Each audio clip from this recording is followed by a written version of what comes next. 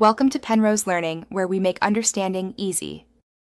You begin by confirming you have the right compression tester for this engine and the correct adapter for each cylinder.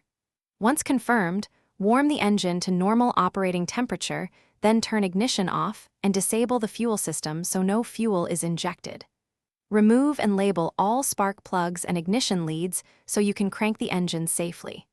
Now thread the tester into the first cylinder, make sure it seals, and crank the engine for 6-8 full revolutions while watching the gauge steadily.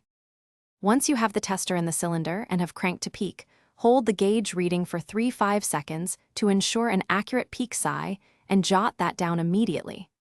Repeat the measurement on every cylinder in sequence, maintaining consistent cranking and procedure so values compare reliably.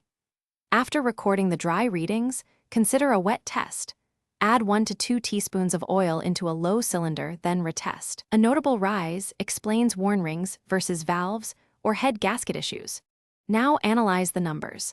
Make sure most cylinders are within about 10% of each other. A spread over 20% indicates a significant problem requiring attention.